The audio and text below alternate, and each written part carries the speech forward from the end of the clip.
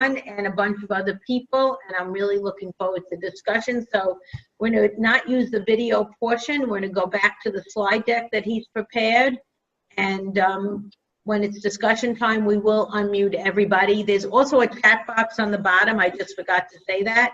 And if you want to put anything in the chat box, we will be monitoring the chat box and answering questions from the chat box. If you don't want to speak, you could put your question or comment in the chat box, and we will definitely be looking at the chat box to bring that up.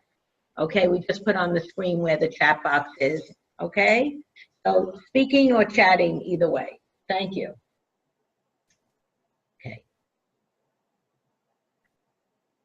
Okay. Hi, everyone. Thanks for joining today. I'm really excited to be here to talk about something that has become a passion of mine when I'm not working as a hospitalist and with the family medicine residents over at Plainview. I'm working over at 865 Northern Boulevard with Dr. Rosenthal, seeing some of our trans patients in the health system, as well as doing some HIV prevention work. So the objectives for today's presentation are going to be number one, to discuss the barriers to successful integration of LGBTQIA healthcare competencies into curriculum throughout the medical education continuum. Number two, we'll try to compare longitudinal curricular models versus more intense episodic learning sessions as potential methodologies for incorporating LGBTQIA competencies into medical education. And then lastly, we'll identify some opportunities in our own efforts to educate future physicians to better address provider comfort level when caring for these sexual and gender minority populations. So just a little background, approximately 3.8% of the US population identifies as a sexual and or gender minority. So this could include lesbian, gay, bisexual, transgender, or queer. And of that 3.8%, 0.6% identify as a gender minority. So that would be specifically someone who identifies as transgender, gender non-binary. A few more specific statistics here you can see in New York State, higher than above national average, 4.6% identifying as LGBT. But then if you look to the next bar over, 8.5% identifies having engaged in same-sex behavior. So while some may not identify as LGBT, they are still subject to some of the healthcare disparities that we're going to discuss just by virtue of their sexual practices. So that's, I think, an important factor to keep in mind when we're looking at how many people this actually does affect. So just some review of terminology just to frame our conversation going forward. Gender identity, is a sense of oneself as male, female, masculine, feminine, both, neither, or leaning towards one or the other. And this involves more social and personal identity behaviors and roles. Transgender would be a person whose present gender identity or expression is different from the sex that was assigned to them at birth, or what you would find in the original birth certificate. And then sexual orientation has to do with the romantic, sexual, and affectionate attraction of others. So within the LGBTQIA+, we find sexual minorities and gender minorities.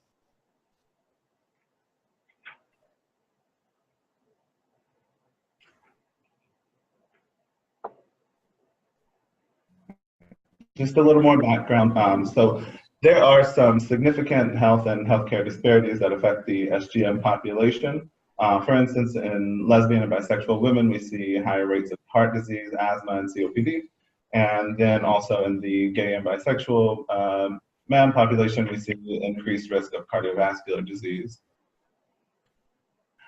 So these health disparities are often attributed to traditional risk behaviors like tobacco and alcohol use. However, there's a lot of growing consensus that the cause of many of these health disparities may be due to, or in part due to, negative effects of minority stress. So minority stress can look like discrimination, rejection, particularly familial rejection, internalized homophobia, and then also identity concealment, which kind of goes back to that slide talking about sexual behaviors and identification as LGBT or not.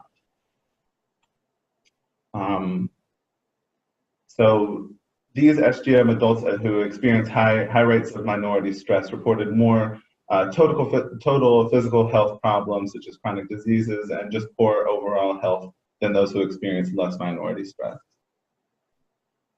So how does all of this apply to us? One of the main mechanisms that's been proposed to address these disparities is through education of healthcare providers. The recognition of these differential and discriminatory attitudes towards these individuals in healthcare has led to many calls to address these disparities, and hopefully we can accomplish some of that today. So our first point for discussion, what are your clinical experiences to date with sexual and gender minority patients? And as clinicians, what are your thoughts on your professional responsibility in regards to preparation for caring for these patients? David, we're going to be unmuting everybody right now. So just as a question for kind of beginning the discussion, I guess the first thing I wanted to kind of ask the group is that to what extent have individuals engaged regarding sexual minority gender populations in their practices? Has anyone had the opportunity to talk about gender identity and sexual orientation in their practices with patients? I'm just concerned that I just want to make sure everybody realizes they can talk. Thank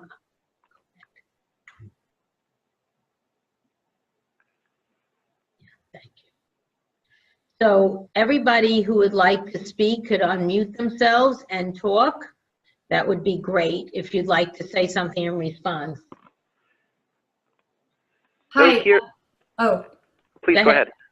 Hey, I'm Jody Steinauer. I'm an OBGYN at UCSF in San Francisco, and I work at our county hospital, San Francisco General, and we take care of a lot of trans patients, both trans men and women, mostly trans men, and provide surgical services for them.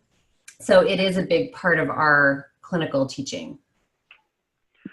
Great. This is David Rosenthal, and I'm the medical director for the Center for Transgender Care here at Northwell Health, and we have about 400 trans patients that we see, and also it's a huge part of what we're doing with education and pieces like this, and we're very fortunate to have Dr. Wad be able to work in our program as well, and kind of to help do a lot of the primary care for a bunch of our patients.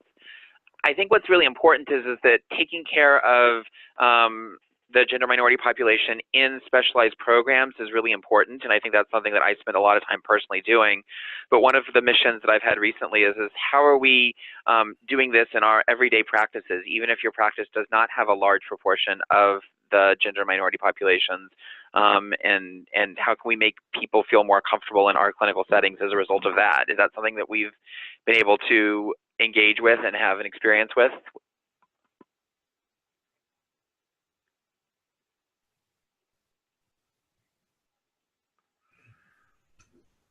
Okay. This is Jody. I'll respond to that.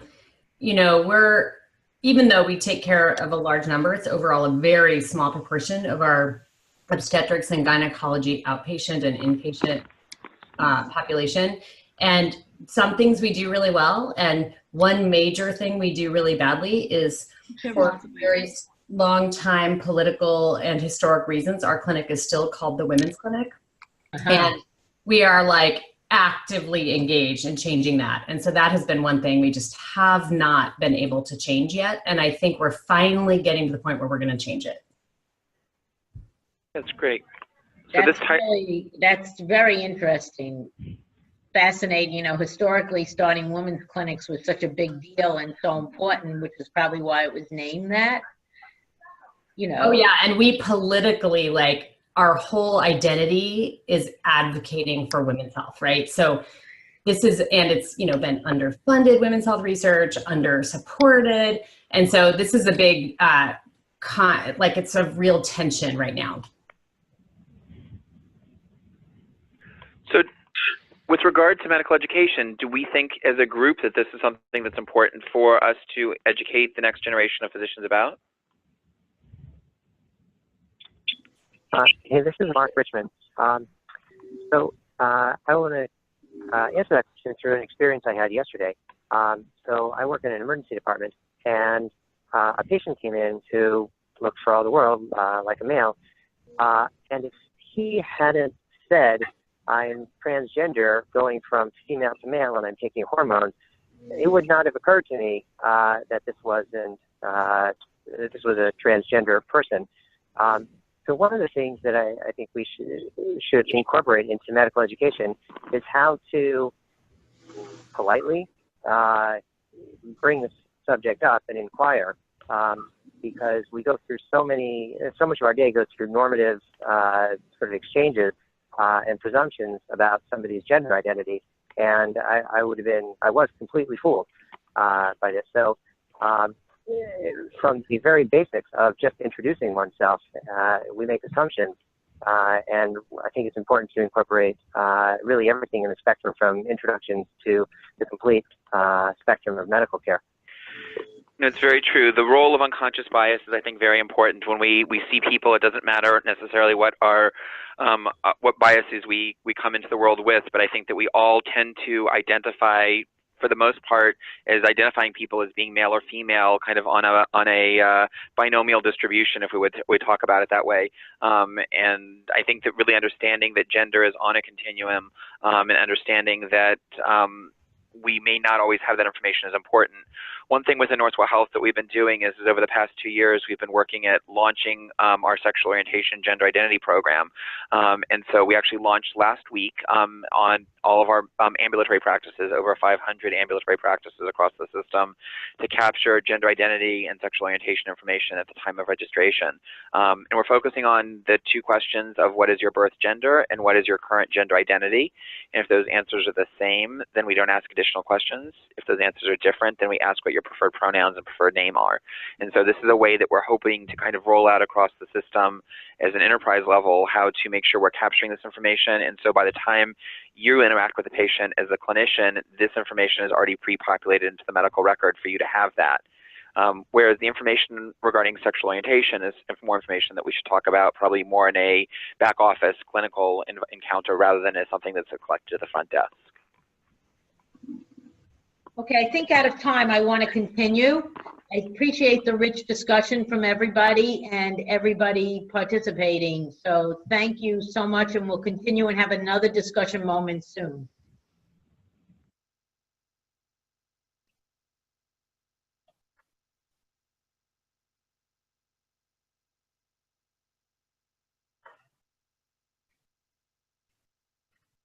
So we'll go on to our the first article. This was a review article that I used to sort of frame this entire presentation. Later on, we'll look at 2 specific articles as well. So basically, starting off looking at undergraduate medical education, there are some well-documented gaps that exist in the curriculum and content, and as well as educational outcomes related to LGBT or sexual gender minority topics. So the gaps in outcome consist mainly of student comfort and their perception of their own efficacy related to care provision for the SGM population. So the AAMC fortunately put out guidelines. There was a committee on sexual orientation, gender identity, and sex development, and they put out 30 competencies falling under the 8 domains of general physician competency.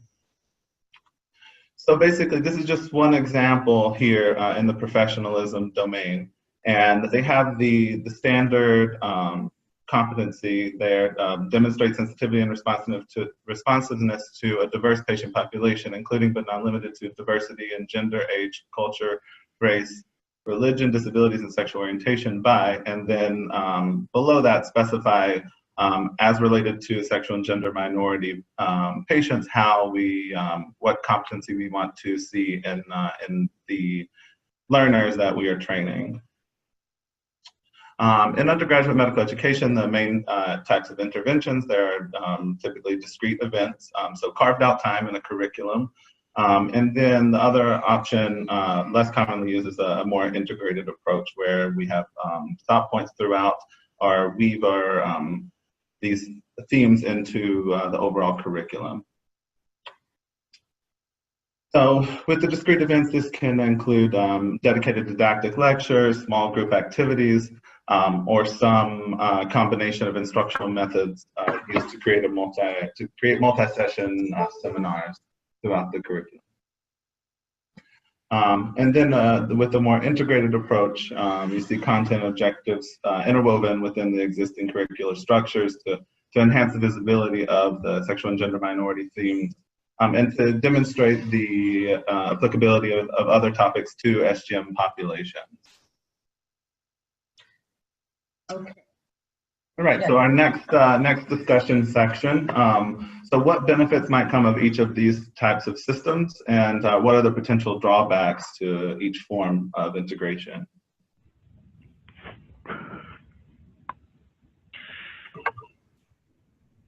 So do people typically like the discrete events, the carved out time places in curriculum, or the more integrated approach kind of weaving this throughout the curricular methodology? Those are the two major approaches that Dr. Awad spoke about.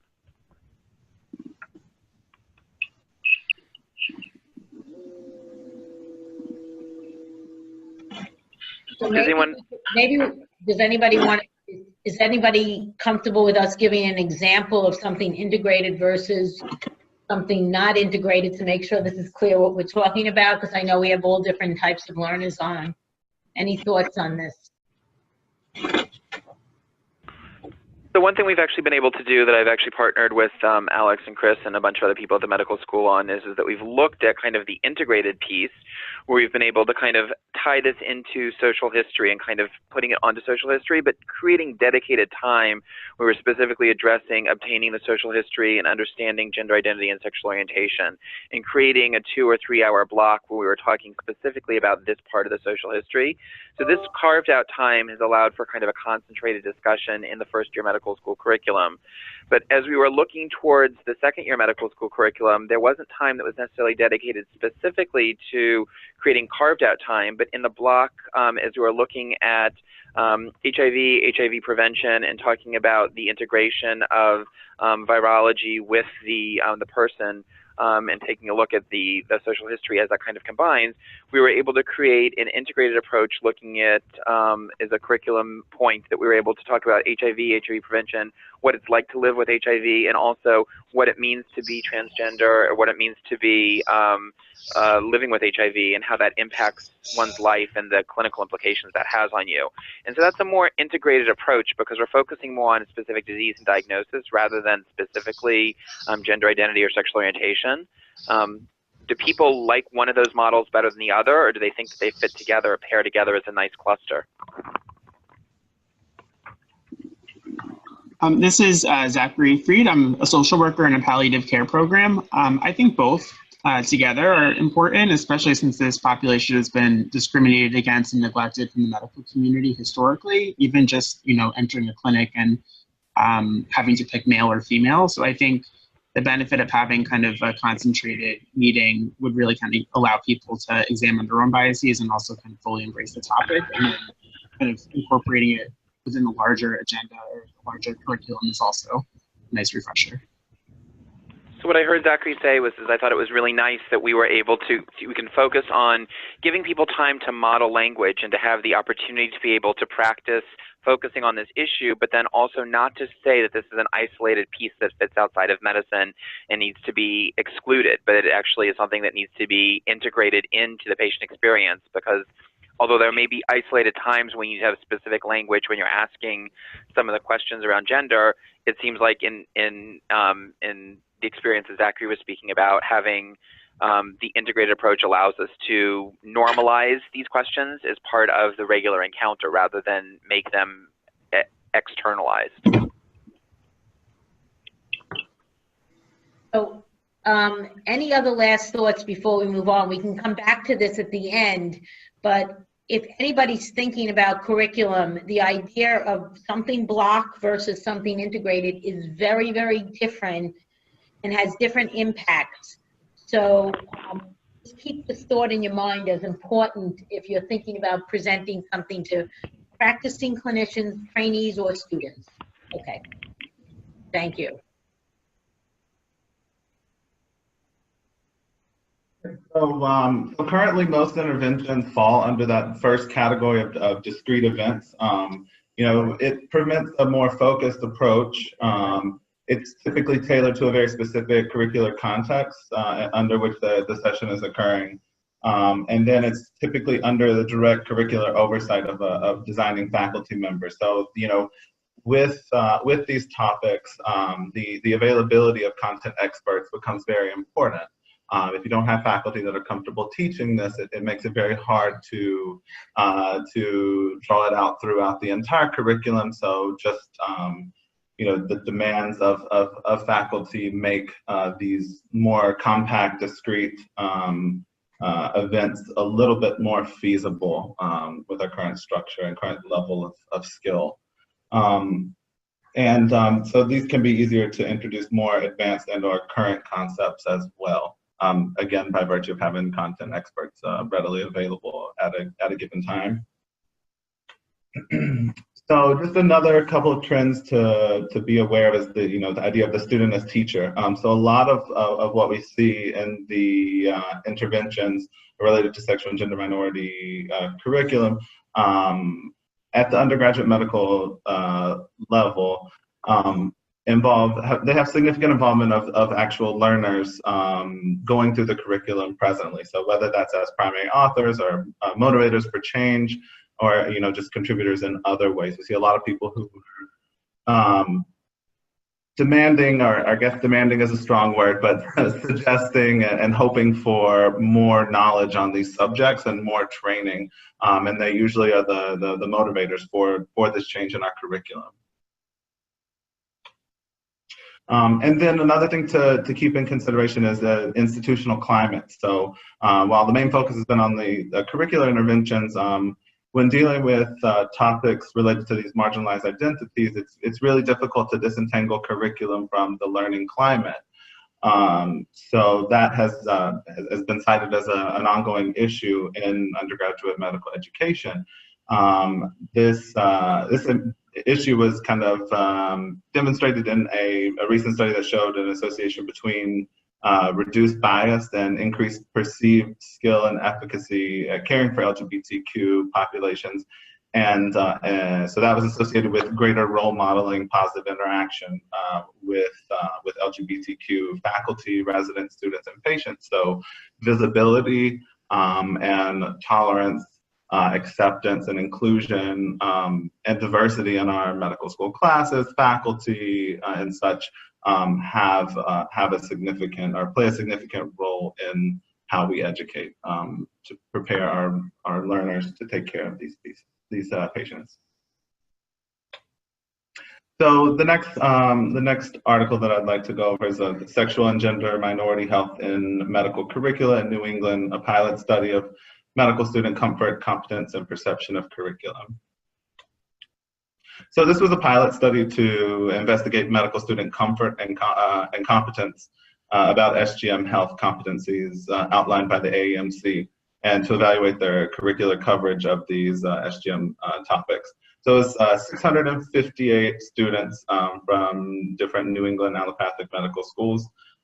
They took an anonymous online Likert scale survey and evaluated their comfort and competence regarding SGM health competencies and the coverage of these competencies in their medical curriculum. So the results, 92.7% of these students felt somewhat or very comfortable treating sexual minorities, and 68.4% felt comfortable treating gender minorities. So most respondents felt not competent or somewhat not competent with medical treatment of gender minority patients. That was 76.7% of them, and then about 81% said they did not feel competent or somewhat not competent in treating patients with a difference of sex development. So at 7 of the schools, more than 50% of the students indicated that the curriculum neither adequately covered SGM-specific topics nor adequately prepares the students to serve SGM patients. I think it's interesting to note, back on the previous slide, the large number of learners who say that they feel comfortable in providing this type of care, 92.7%, compared to other surveys of actual sexual and gender minority patients, 50% of which had said they felt discriminated or uncomfortable in their clinical encounters. So it's an interesting note to consider, also taking into account the possibility of social desirability bias. So, people answering questions in a way that they think the best type of doctor would answer the question in. So they may not want to necessarily admit that they don't quite feel as comfortable. So the conclusions from this study, we see, greater prevalence of self-reported comfort than with self-reported competence. And then, insufficient curricular preparation to achieve the competencies necessary for this type of care. We can note that there, further curriculum development is probably needed to help students reach competency as defined by the AAMC. And then also the importance of creating specific evaluation tools to assess the achievement of competencies as established by the AAMC. So our next point for discussion, as an organization, what interventions have we employed at the undergraduate medical education level, and what has worked and what has not worked?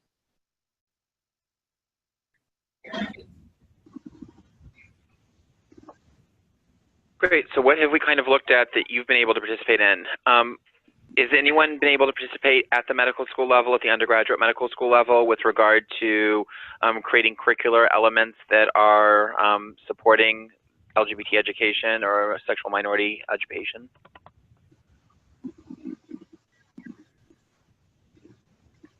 We have a group of about, I think, 20 facilitators that participate in several of the different modules that are there.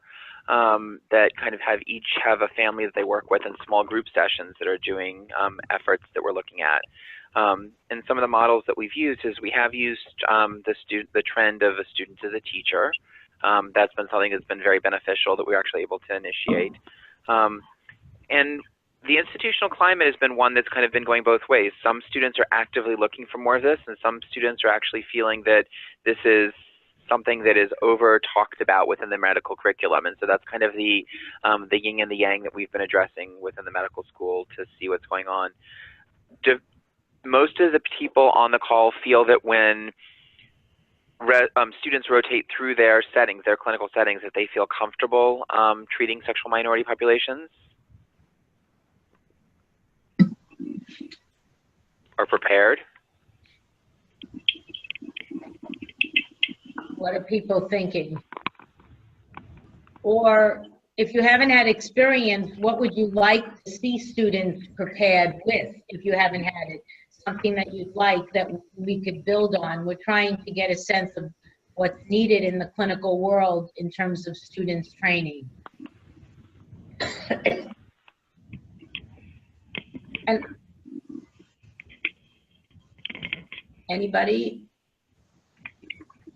I know this is such a new area, so for many people in terms of thinking about work in the clinical setting, but I think it's relevant for future work. So I think one of the pieces that we've done is we actually do have a little bit of evidence. I don't think Lauren's on the call, that we designed for regarding our first time we implemented some of this curricular change at the medical school. And we are looking at actually the education of the residents, and our data kind of matched some other data that exists out there. But it seems like in a 1 hour or 2 hour or 3 hour session with some pedagogical experience as well as some small interactive experience seems to make a dramatic increase in the amount of comfort that we see before and after that intervention, and being able to improve the residents or the students' ability to feel comfort in dealing with these issues. And so the question is how do we kind of implement those, and then how do we reinforce that throughout the medical education cycle, instead of just providing the information as a great session during the first year? How do we kind of reinforce those themes later on during the medical education process? I just wanted to mention two things that, building on what Chris said. It's very common that you don't have the resources to teach this curriculum. You may not have content experts, and that's why people shy away. So I didn't know if between David and Chris, any suggestions, if you don't have a content expert there, how do you approach this curriculum? Because you don't want to just avoid it. And the institutional culture may or may not be in favor, but they may not be able to give the resources you need.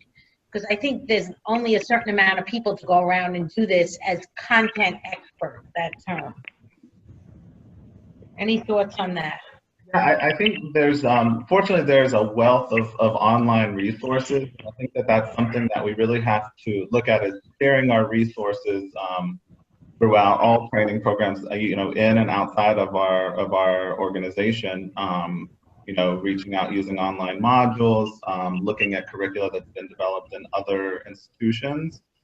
And I think that's you know, our best bet in the way of maximizing comfort is just that, you know, the faculty that exists presently have not been trained in this way, and this was not part of the curriculum. I remember just as far back as, you know, 2009 when I finished medical school, this was a 45-minute presentation, very poorly done, in fact, presentation, and that was the sum of the training that I've received. So these are all new developments, and you know, unfortunately, will come with a certain amount of growing pains. I think there are a couple of specific resources. Go ahead. There's hi, this is Wendy Herman. So I was in preparation for this session. I was doing simple literature searches on this topic, and there's a really great 12 tips article published in 2017 in Medical Teacher about incorporating and teaching sexual and gender minority health in medical school curricula. And one of the things that they mentioned, one of the tips that they mention, they indicate that, you know, faculty may not feel comfortable, as you said, to teach or integrate this component into the curriculum because they themselves are not fully informed enough. And one thing that they mentioned, they indicated that a teacher-student pair to facilitate any like gray area for faculty who are interested but they're not fully informed is a really great route to take. And also, in the article, they list several resources that seem to be that can assist in those who are interested in integrating this topic within the curricula. And MedEd Portal was actually one of the things that was mentioned as a great resource to look for other institutions who've done something similar.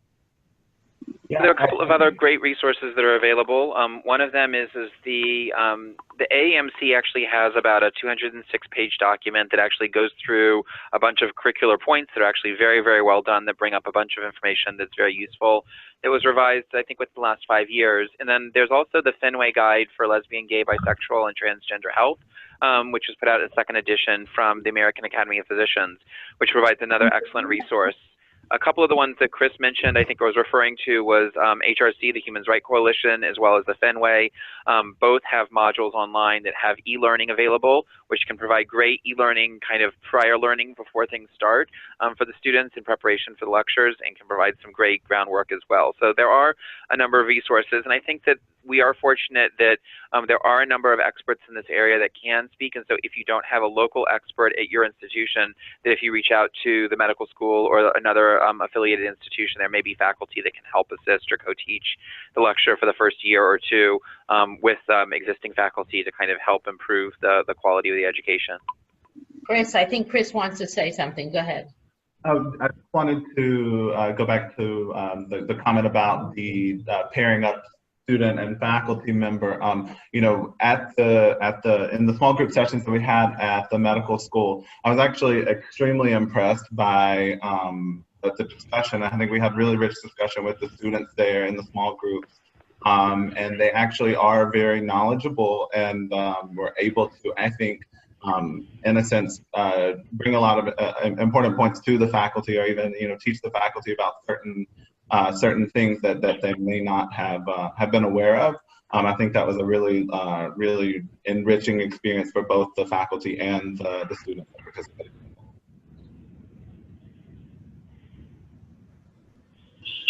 So this is a concept of peer teaching, and we have to go to peer teaching for this, I think, because sometimes the peers are better teachers than the faculty. So relying on peer to peer teaching, I think, is something you'll see.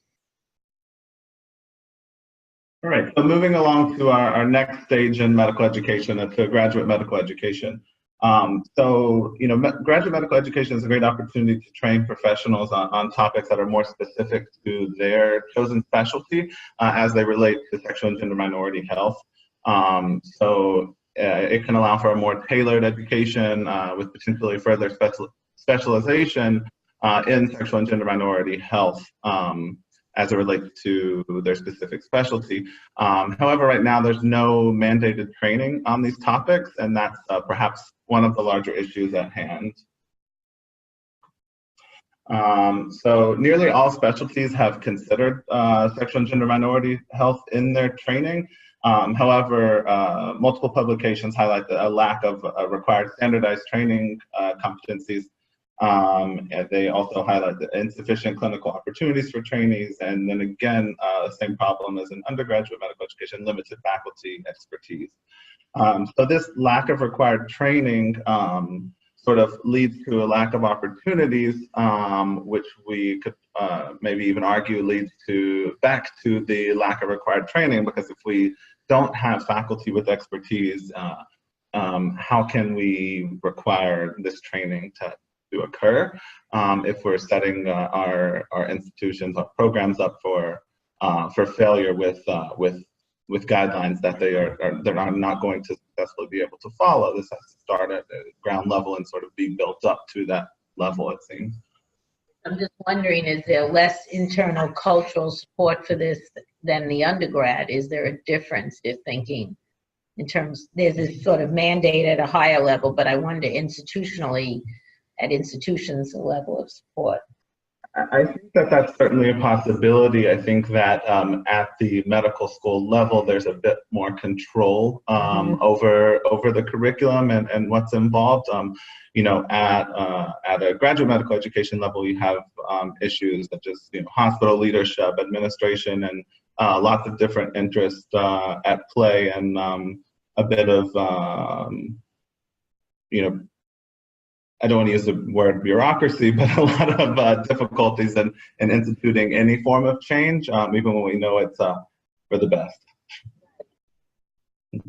So, well over half of about 58% of U.S. internal medicine residency programs have content specifically to address health issues that affect racial and ethnic minorities. Only about 30% have comparable content regarding the health of sexual minority men and women.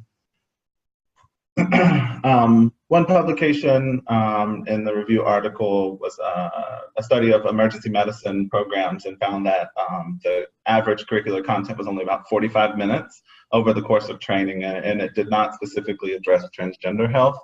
I find that particularly problematic because there is definitely a disproportionate number of sexual and gender minority patients who are uninsured and are much more likely to seek care in an emergency medicine type situation.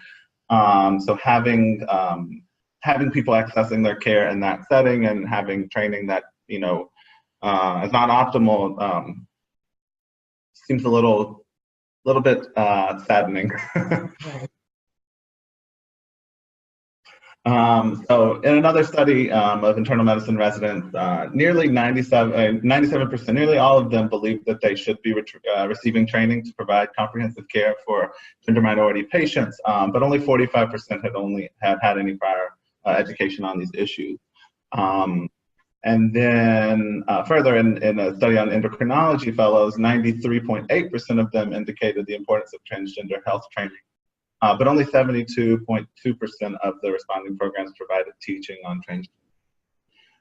In my mind, this is totally, I just can't comprehend this number. I feel like this is just, has to be part of an endocrinology training program. I can't imagine how it could not be, honestly. So the next study, this is an assessment of internal medicine resident preparedness to care for lesbian, gay, bisexual, transgender, and queer questioning patients. So the objective of this study was to address resident knowledge of healthcare issues uniquely affecting SGM populations, as well as the role of online case-based didactics to measure and to improve knowledge in the diagnosis and treatment of patients. So there were 833 residents, all PGY levels, at 120 different IM residency programs. So their intervention was they completed a 1-hour online module addressing sexual and gender minority health. So this is just some screen caps of the modules, a typical online learning modules. So clinical vignette, multiple choice questions. If you get the question right, an explanation of why you're right. If you get the question wrong, an explanation of why you got it wrong. So that would be the pretest. And then there's the module that has multiple tables, graphs, that type of thing to go over all of the topics. And then there's a post-test. The main measures were the pretest score, did they complete the didactic module or not, pretty important one, and then the post-test score. So when we look at some of the results from this, a little bit alarming. There was no difference in pretest scores between PGY levels. So essentially what we're seeing is that people are coming in with a specific level of knowledge, and it is essentially unchanging throughout postgraduate training. The post-test, obviously they all went up, but similar scores there as well. So doesn't seem like much of a change throughout the years. The four broad categories of information that they went over in these questions was terminology, which it seems everybody had the best baseline knowledge of at 70.53%. And then the lowest of these was health disparities and preventative care issues affecting sexual and gender minority patients, and that was at 33.67%. Which is a pretty low number. The other two being substance use and mental health issues unique to sexual and gender minority patients, and then common sexually transmitted illness affecting population.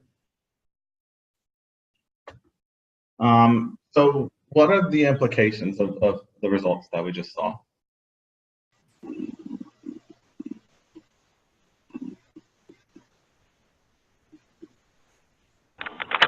GME people who want to comment? Well, even Maureen, I see you're on, Maureen, and I know you do nurse practitioner work, if I'm not mistaken.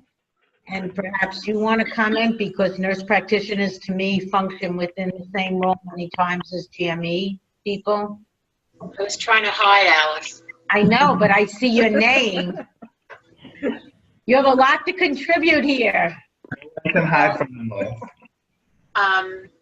I can tell you, when you were talking about integrating it into the curriculum of the program, we had, one of the things we're fortunate about is our program is fairly new. So we were able to start our program with, I guess, no preconceived notions. So when we started in our first year, we actually started with small groups similar to the School of Medicine. So when we were building our cases, we actually built into our cases some families that were considered different. We had parents of similar sexes in our cases, so it rolled out that way. And in our discussions, when we were teaching our students how to do histories, we spent a large portion of our time doing a sexual history and using SPs in those sexual histories to get those questions, and making our students more comfortable just taking a general sexual history, which I think many students, both probably medical students and nurse practitioner students, are uncomfortable getting to begin with. So getting them more comfortable to do that became a little bit easier. One of the things we have the option of doing is that our family nurse practitioners actually spend time in our college health center here on campus, which has a lot of students in the LGBT community. So they do have the option of working with a number of those students, which I think makes it a lot more comfortable for them to go forward into other clinical areas. So, What have you done for resources for teaching, since have you utilized Northwell and that's been your resources, or have you used students? What have you done? Probably I'm used probably more frequently because I've spent 20 years in college health and have become a bit more familiar. I have spoken to David Rosenthal in the past with some of things we've done, but you both have given me some better ideas on how to go forward with this. Looking at our clinical years, our last 2 clinical years for our students. Right. Anybody else with PME lens here? I definitely think culture is shifting, but we still have a large mountain to climb. I think the big challenge is also where do we embed this within GME? Because I think a lot of people think that it are not sure where it gets fit, where it fits well. And I think it really needs to be into a lot of the primary care specialties. I think we need to make sure that we're addressing this within family practice, internal medicine, pediatrics, as well as in OBGYN. I think it's really essential that we incorporate it in those residency programs, but I think that it's also important that we address it in the other programs, surgery, ophthalmology, and neurology, other places where these providers are going to be engaging, because often we found out that there's lack of engagement in undergraduate medical education with these issues. And so as we're continuing down this road, we need to continue to do this even more. There was a paper that just came out, I think, in JAMA about 2 weeks ago that talked about 2% of high school students identify as being somewhere as being gender nonconforming, non-binary, or transgender. And so we're seeing the incidence of patients that we'll be seeing in all of our clinical settings increase. And so we need to make sure that we're addressing these needs of these populations. The challenge that I have is exactly the slide that Chris just showed a few minutes ago, is that when you look at the pre-test and then you look at the post-test, we know that there's a significant improvement in the response on the slide before this one. So we know that you start out at 50% and you go up to 80%. And we've seen similar data using Likert scale, 5-point Likert scale at the medical school at Hofstra. The question that we still don't have longitudinal information on is how long is this information maintained and how often is it utilized? And so although students report increased comfort and understanding with the education they receive, is it something that is assimilated and brought into their clinical care, or is it something that is promptly forgotten? And I don't think there's good data on that yet. Are there any recommendations as educators that we have to help reinforce this knowledge and to help take a comprehensive kind of focused educational forum like this has, and then be able to maintain that knowledge throughout the rest of their education?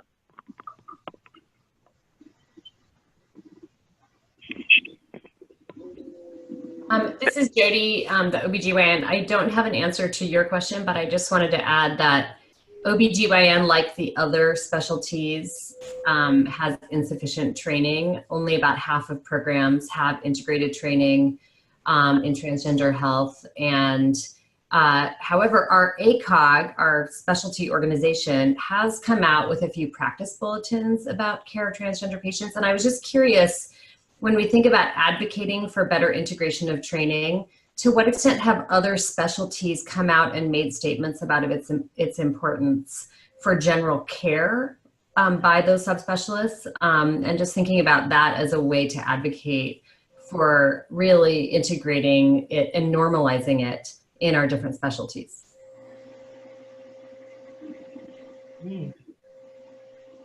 I think it's really good, and unfortunately we know that education is important and we all drive to it, but I think a lot of the times for the students, what shows up on the exam is also important.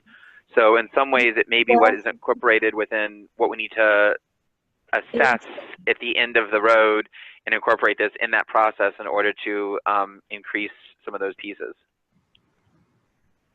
I'm going to just interrupt for a minute because I really always find it interesting, and I wanted Wendy, and I see this has I know alt metrics now, Wendy, a low number. Go ahead. Thanks, Alice. So the alt metrics score that you see on the screen is for the first article that was discussed that kind of created the framework for the discussion. The number is very low, and I think there's a couple of things working against this being disseminated as much as it can. One is one is that it's not searchable through PubMed, and it's also not searchable through some of the other major databases. I've also noticed that within just the literature, if you can actually scroll over to the next slide, when I mentioned earlier, I was like preparing for this session and looking at the literature, and there are additional citations that are similar to the article that all three articles that we've discussed. But I've noticed that the way in which the sexual and gender minorities are described are a bit varied. So if you look at the citations here, all of these articles have something to do with sexual health that encompasses the sexual and gender minorities, as well as it includes that population, but it's not readily clear from the title and even the abstract, really. So it seems like the terminology is kind of here, there, and everywhere. I even looked into the mesh term for sexual and gender minorities in PubMed, and that term has been introduced within the mesh database as of 2018, which is yesterday, essentially. I would say 2 weeks we're getting. Wait, somebody's talking through. Reviews from the peer reviewers, and then their final results are reviewed. I'm sorry, who's talking now? We hear you. It's a problem. The flagging criteria for the data points areas. Barbara? How do we move? Yeah, more or less. We don't have Whoever just said more or less, we can all hear you. But it will be given to program directors. Perhaps we can mute just the one caller. Okay. Okay. So yeah, so it's very interesting the way that it's the terminology is kind of here, there, and everywhere. It's starting to be a little more streamlined, so I think it'll be a little easier to find in terms of consolidating like all the terms to do a really good search on this topic. Another thing that I want to highlight is although it's focused on undergraduate medical education, the Bayer article, which is the third citation down, they had created a set of sexual health competencies. And the reasoning behind that is so that they can push to integrate this topic more in the UME curriculum. And so they had come up with some competencies like that they wanted to hit throughout the 4-year curriculum, which I thought was really interesting. Wendy, can you comment on some of the scientific robustness of these studies and also the impact factors of the journals they're being published in? Sure. So I actually have not looked at the impact factors, but I can quickly look at it now. All 4 of them that are listed are from the Journal of Sexual Medicine. Give me 1 second here, and I can look at the impact factor. David, your question is coming from what part of your heart? So a couple of things. I mean, I think the concern that I have is I feel like the robustness of the studies that I've seen regarding LGBT education as well as LGBT care and evidence-based guidelines, I feel has not been as profoundly academic as some of the other work that we've seen so far. And I think that part of the reason we're having challenges in implementing this is this is societal cultural change. But in order to prove this to the medical establishment that we need to prove what's going on, I think it's really important that we do design truly robust scientific studies to drive these efforts. And when we look at the 4 articles on the screen and we look at the 3 articles that were there, I peeked at it. The impact factors are low, but when we take a look at, for example, the impact factor of the Journal of Internal Medicine article that Dr. Awad picked, that has a much higher impact factor, and the metrics for that study actually show that, you know, even though the study was only published recently, it has, you know, I think 3 or 4 times the amount of visibility through altmetrics that we've seen from the underlying study that Wendy the main study, the review article. So I guess my concern is, or my question is that if we're going to truly be able to bring this into the medical establishment and into medical education, how do we design more robust studies, have a higher, and publish them in higher impact journals so that we can have a better impact on the literature and truly drive the field? But I had no agenda when I asked the question, I promise. Okay, go ahead. I think that's a great point. I just looked up the impact factor really quickly of journals of sexual medicine, and it came up to 3.39, which is on the scheme of, compared to JGIM, for example, is on the lower end. And you're right, the scientific rigor for the 4 articles that are listed, at least, are either their literature searches, or one was the first article by Warner was a study on how they created this survey tool to measure the sexual health knowledge of medical students. So compared to other types of articles, you're right, I think the scientific rigor is relatively lacking. So I think it's a great point that you bring up and on, you know, how we could push this forward and make sure that the science is behind it so that people have more buy-in. Chris has something to say, and then we're going to close up in a minute. Just to piggyback off of what Dr. Rosenthal was mentioning, I think you know, a lot of the struggle is that we need sort of validated assessment and measurement of competence, and most of the literature that we have is you know, in survey format based on, you know, learner comfort, learner sense of competence, not necessarily looking at, you know, milestones as we would for any other element of medical education, more looking at something measurable, something validated, tools that we can use to evaluate for competency. And that's, I think, where we will be able to amass a large amount of information that we can use to better study the guide curricular changes. I just want to, I'm sorry, we didn't get to some of our slides. We knew this was an ambitious agenda today. We actually didn't cover CME, and, you know, there's lots to talk about. So hopefully next year we'll do a follow-up on our webinar series. We're finishing out this year in May.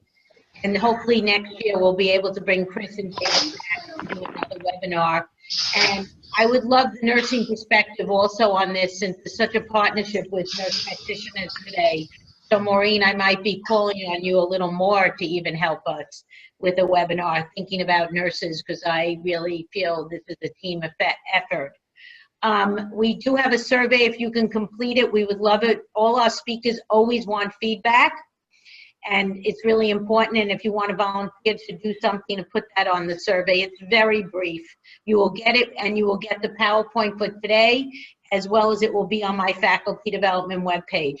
Finally, our next one is a totally different shift. It's really professional development on crafting your medical education elevator speech. So if you want to think about being called a clinician educator, a medical educator, we have a great speaker who actually published in Academic Medicine, one of the highest impact journals, on this topic. So I'm really excited. I loved her article, so I invited her to join us. And I appreciate the participation today of everyone, and especially thank Chris for his preparation and David for joining us. And have a great rest of the day. Bye, everyone.